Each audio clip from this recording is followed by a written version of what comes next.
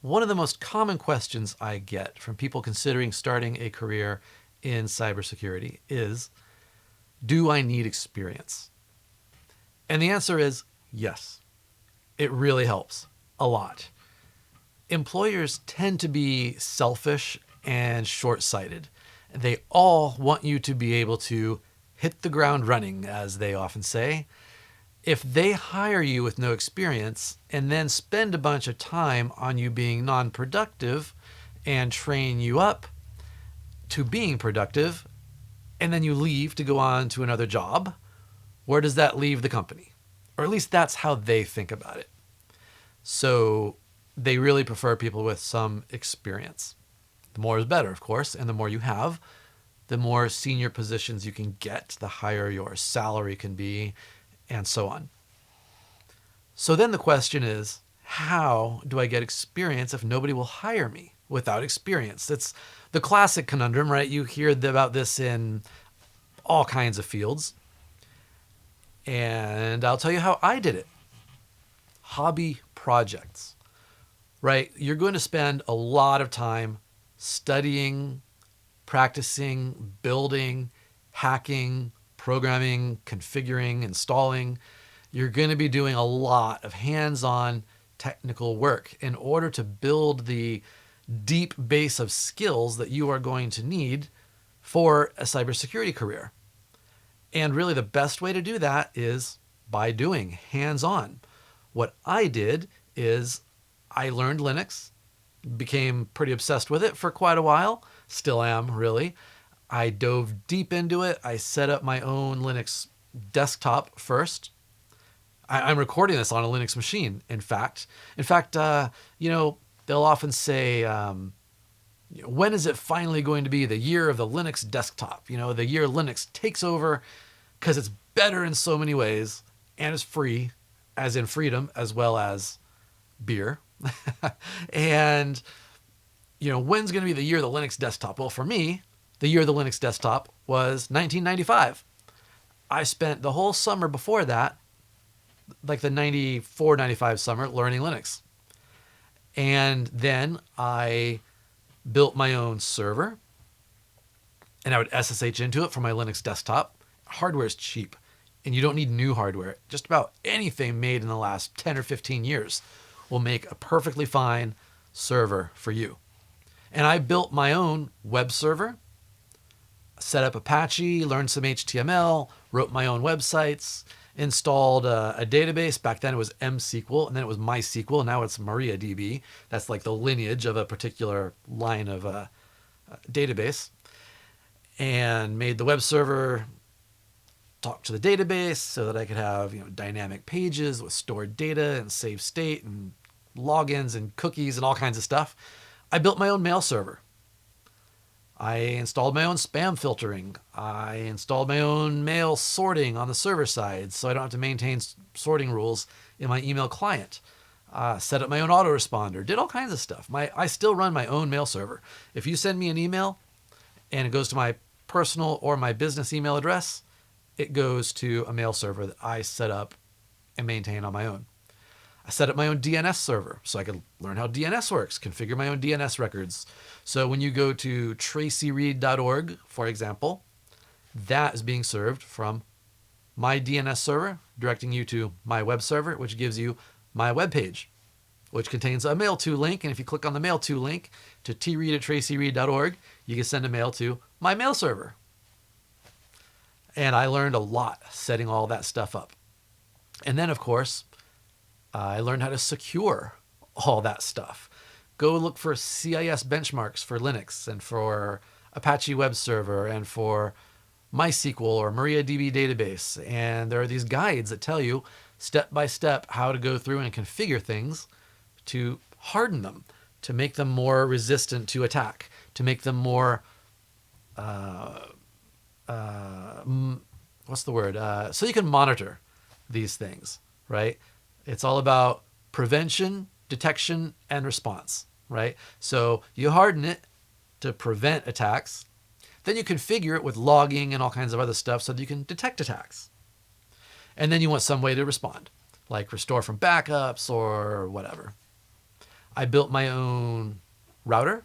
In fact, the internet connection that I will be using to upload this video is a Linux box, a Raspberry Pi as it happens, that I installed Linux on, configured the IP tables on, and configured firewalling, blocking inbound, outbound traffic. I configured DHCP on it. The pretty much everything, especially in the beginning. Build all your own network infrastructure, set it all up. Then, oh, and this counts. This is experience. All these config files, save them, version control them with Git, upload them to your own GitHub. We'll talk a little bit more about GitHub later, but in short, you want to be building a portfolio. You know, be able to show off things that you've done. All your firewall rules, your Apache configs, all that stuff, as long as it doesn't contain passwords. There's a way to deal with that also. But upload all that stuff to GitHub and use Git. And you may not know what Git is yet. And I know, in British English, Git is kind of a slightly rude word, but it's the name of a piece of software that everybody in the software development community seems to use these days for version control, distributed version control even. So yeah, upload all those configs and everything to GitHub. Put a link to your GitHub on your resume. We'll talk about the kind of stuff to put on your resume coming up soon as well. Document it all. If you got a blog, in fact, you should have a blog on the web server that you set up some blogging software. I use something called Pelican. You could use something called WordPress, although WordPress is pretty insecure. It gets hacked all the time. I don't recommend it. It's easy, and there's a lot of people who can help you with it. But, 6 1, half dozen the other, as I say. Blog about it on your personal website. Just talk about all the stuff you went through and the problems you ran into and how you solved them. Document all this stuff on your website about how you built all your own personal infrastructure and learned so much doing it.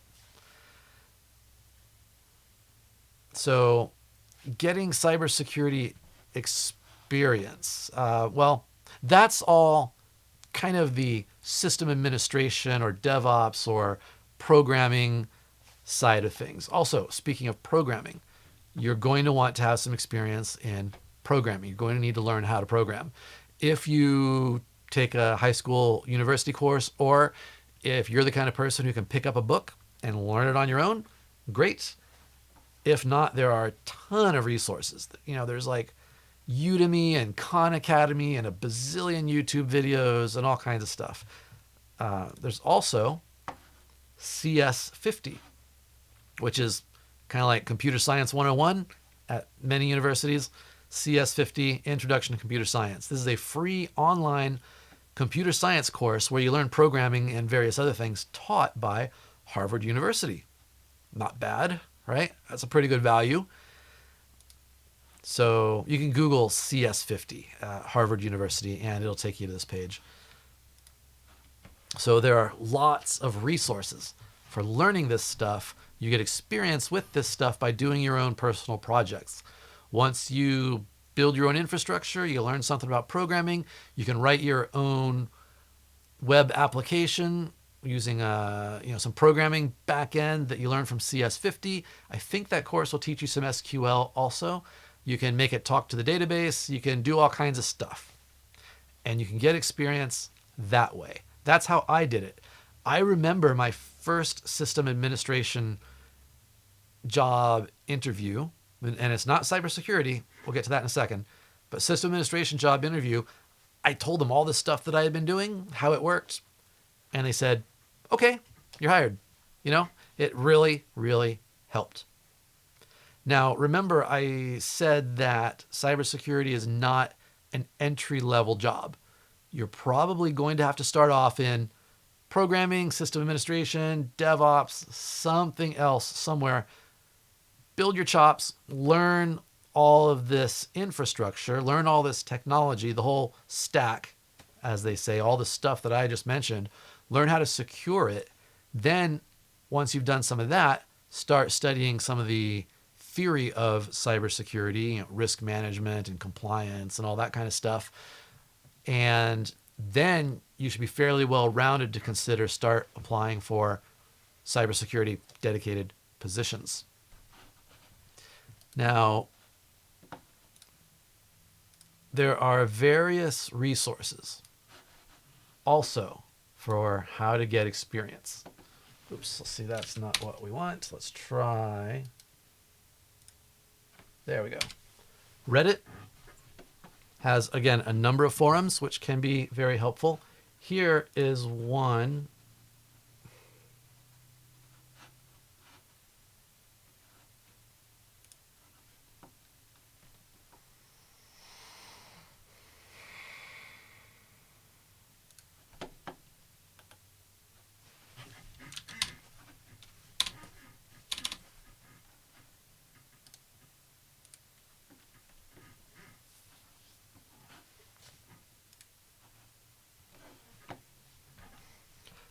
Also, Reddit and various other forums have lots of good information and ideas for how to get experience. Here is one such thing that we can look at. Getting cybersecurity and hacking experience or a job. So if you go to the How to Hack subreddit, and be careful, there's a lot of posers in here, a lot of people who think hacking is breaking into your high school's computer and changing your grades, or breaking into your personal enemy's Yahoo email account or something ridiculous like that. But there's a lot of good information in this thread about how to get experience. There's internships and various things, but some of those things are hard to get. I still recommend starting with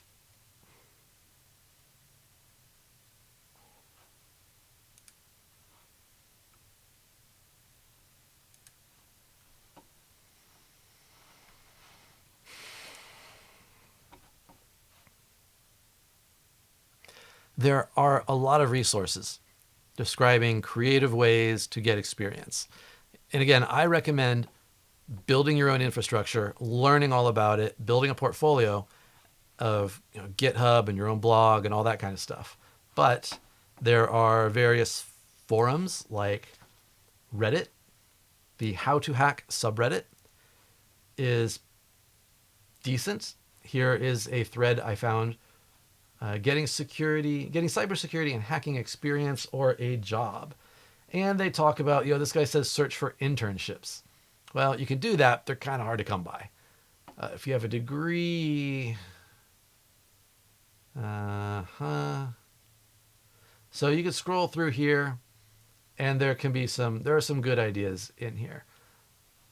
Don't feel you can't apply for jobs because they have a minimum experience requirement. Right. In a lot of the job postings, that's their wish list. They want you to have 5 years of experience. Well, you can still apply.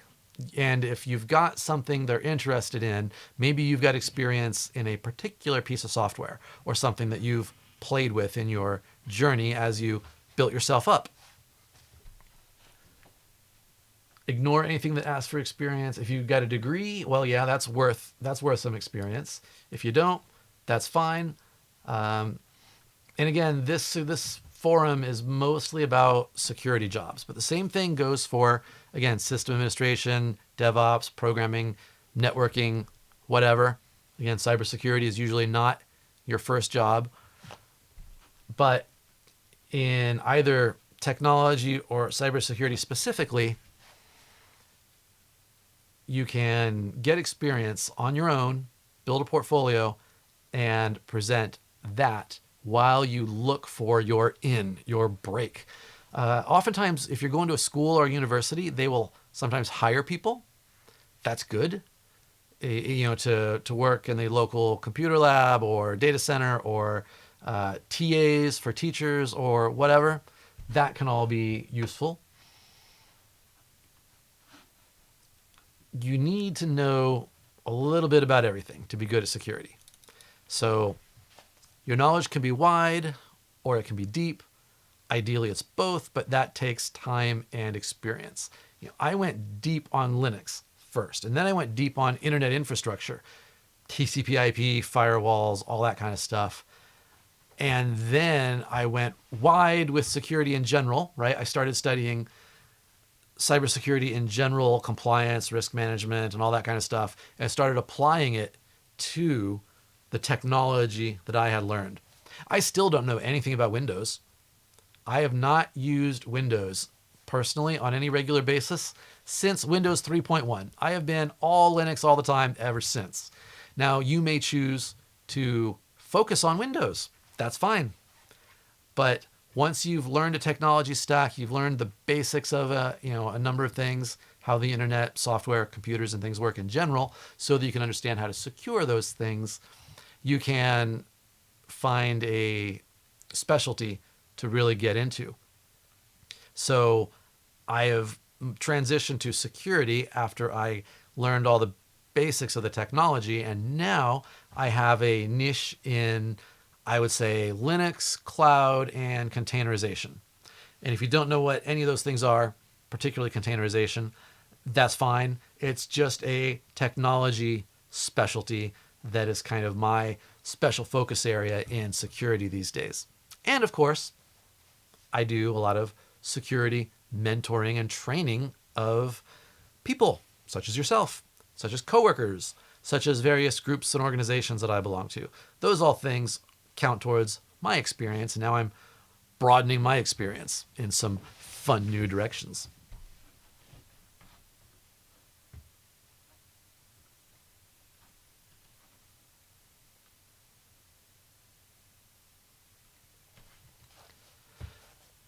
So in order to get experience and to build all this stuff, you have got to know how to learn. You cannot ask someone to come along and just spoon feed you all the technical details. And if you think you're going to memorize all this stuff, that's not going to work either. I mean, you'll learn it through use and repetition, but you're never going to be able to just memorize everything you need for a cybersecurity career. I know in some universities and some cultures and things, they're very big on rote memorization. No, that's not the way to go. Know how to find out, know how to Google it, know how to research the matter yourself. As far as learning, again, there are tons of great resources, books. I've mentioned Harvard's CS50, build things, build your own infrastructure, as I mentioned, and read a lot. There are a number of really good foundational books on the technology.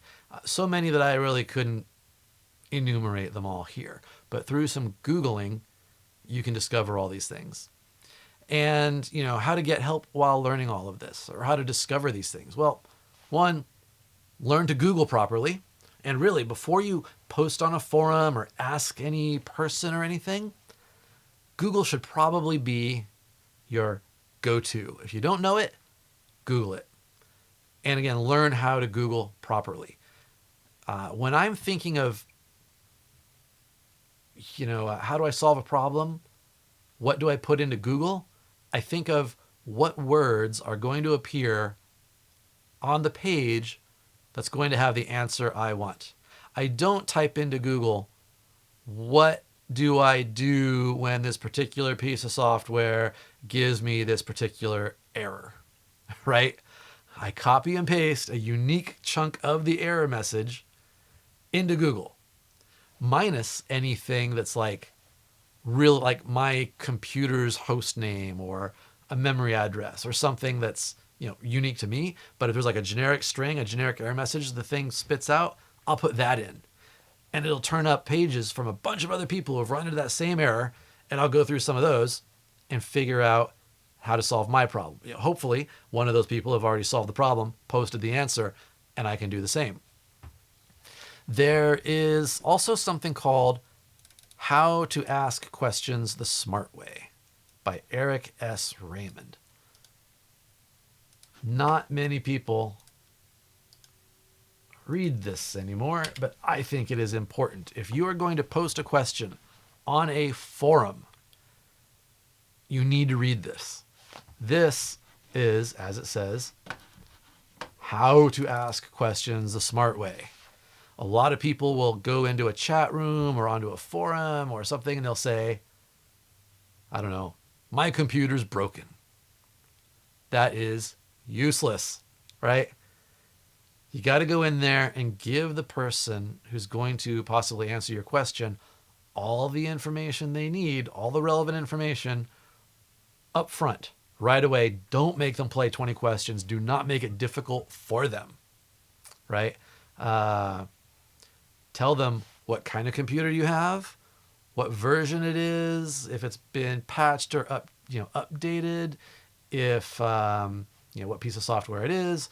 Show the error message, copy and paste it or screenshot it or whatever, what you did to cause the error to happen, what you expected to happen instead, all that kind of stuff. Give it to them all in one go. Now, there's also something called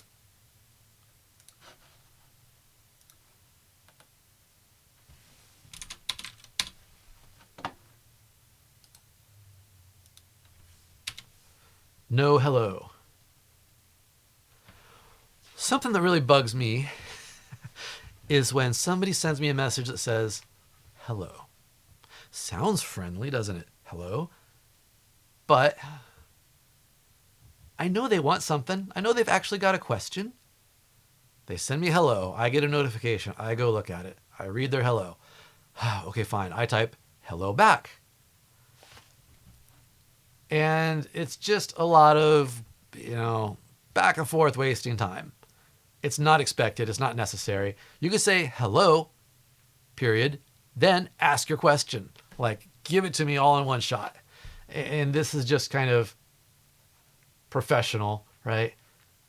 You can be friendly, but you can be efficient and professional. So this nohello.com is rather amusing. There's also